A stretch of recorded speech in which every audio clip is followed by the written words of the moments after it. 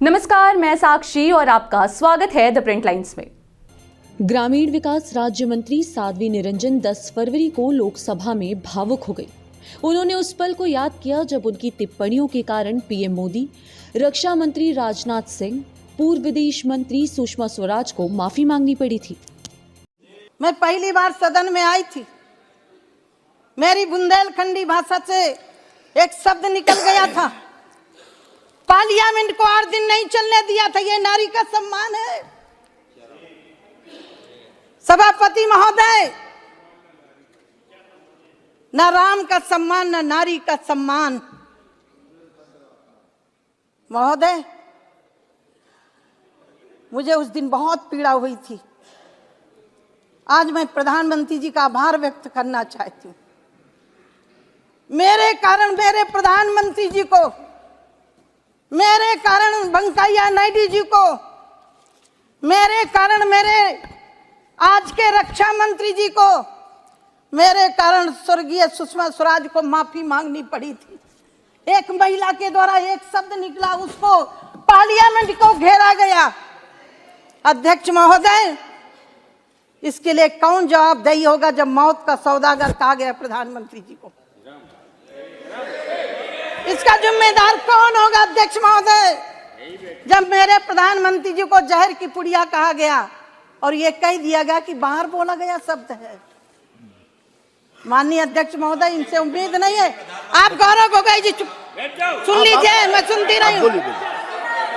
बैठिए बैठिए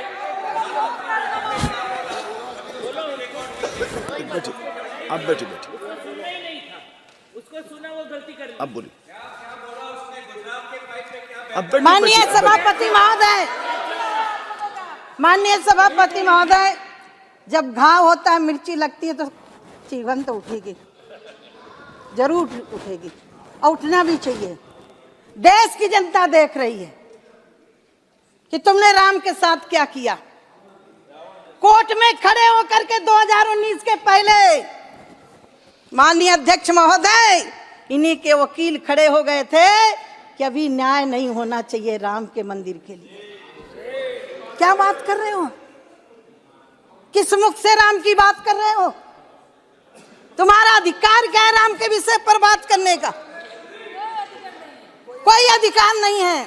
कोर्ट में खड़े होकर के मैं न्यायाधीशों का सम्मान करती हूँ और देश के यशस्वी प्रधानमंत्री जी का भी अभिनंदन करती हूँ और ये कहना चाहती हूँ, राम मिले केवट के विश्वासों पर, राम मिले प्रण के हेतु वनवासों में। ये मेरठ के कवि हरिओम परमार जी की पंक्ति। हाँ, मैं वही बोल रही हूँ। मैं खास तौर से मैं मेरठ से हूँ।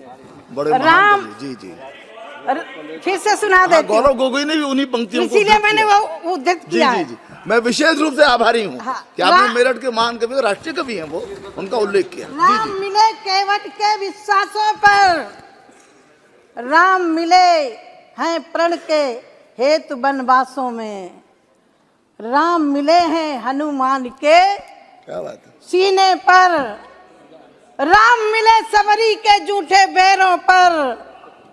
और आखिरी मैंने जोड़ा अध्यक्ष महोदय, राम मंदिर मिला है नरेंद्र मोदी के 56 इंच सीने।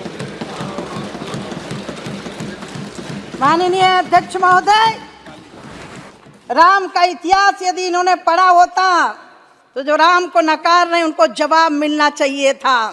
रामायण फाड़ने वालों को जवाब मिलना चाहिए था, लेकिन नहीं दे सकते।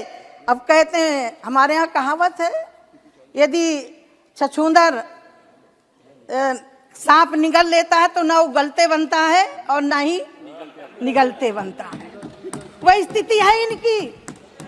मैं अध्यक्ष महोदय कहना चाहती हूँ, रामचरितमानस पढ़ते तो राम तुम्हें भी बनना होगा।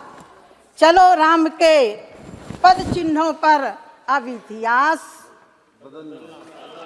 अध्यक्ष महोदय, जब गरीबों की बात कर रहे थे, मैं तो आज अपने विषय पर सीमित रहने वाली थी, लेकिन इन्होंने छेड़ दिया और जो छेड़ोगे तो हम छोड़ेंगे भी नहीं। अध्यक्ष महोदय, कल मैंने उस हाउस में जवाब दिया है। अध्यक्ष महोदय, यदि इन्होंने गरीबी दूर की होती तो आज 4 करोड़ लोगों को घर देने की हमें जरूरत नहीं पड़ती। वो कौन है? वही है सवरी के लोग, वही है निषाद के लोग, वही है जटाई के लोग, वही है रीछों के लोग, जिनको समाज में मर्यादा पुरुषोत्तम भगवान के पद चिन्हों पर चलने वाले युग पुरुष नरेंद्र मोदी जी ने दिया। माननीय अध्यक्ष महोदय, ये कह रहे हैं गरीबी दूर हो गई। मुझे बड़ा आश्चर्य होता है, गरीबी दी किसने है? अध्यक्ष महोदय, आज मैं थोड़ा अपने बचपन की बात जरूर बताना चाहूंगी।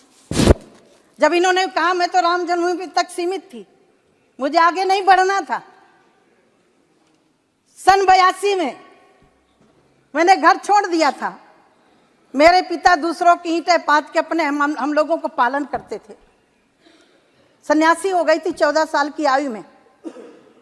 श्रीमती स्वर्गीय इंदिरा गांधी जी हमीरपुर जिले में सुमेरपुर ब्लॉक में गई थी। संत थे, सरल स्वभाव था।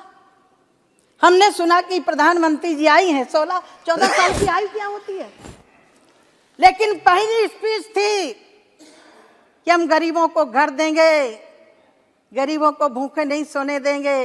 अध्यक्ष महोदय, मुझे बड़ा विश्वास हुआ।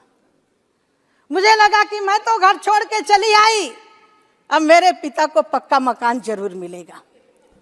अध्यक्ष महोदय, ये नारा 14 तक चला।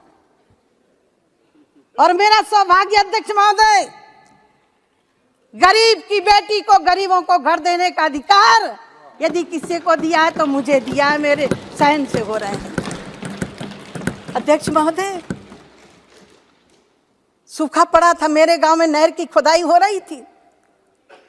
शायद 12 साल की आयु होगी। काम के बदले अनाज की घोषणा की गई थी। मैं भी जाती थी इतनी मिट्टी उठा करके, ज्यादा अनाज मिले। अध्यक्ष महोदय, लाल जुंडी मंगाई गई थी। मेरी माता रोटी बना के खिलाती। जुंडी माने ज्वार। मेरे बुंदेलखंड की भाषा में क्या करूं, है तो हम बुंदेलखंडी। 100 दंडी एक बुंदेलखंडी पर्याप्त होते हैं अध्यक्ष। हाँ जी, हाँ जी, हाँ। बुंदेलखंड बहुत प्यारा क्षेत्र है जी। अध्यक्ष महोदय, मैं वो दिन याद करती हूँ। मेरी माँ यदि आटा बना के रोटी खिलाती तो पूरे परिवार का पेट नहीं भर सकती थी, दलिया बना के खिलाती थी। मैं आभार व्यक्त करती हूँ देश के यशस्वी प्रधानमंत्री जी का। कोविड जैसी महामारी के समय पर एक भी परिवार भूखों नहीं मरा और काम की जरूरत। फिर मिलेंगे कुछ महत्वपूर्ण खबरों के साथ, तब तक के लिए धन्यवाद।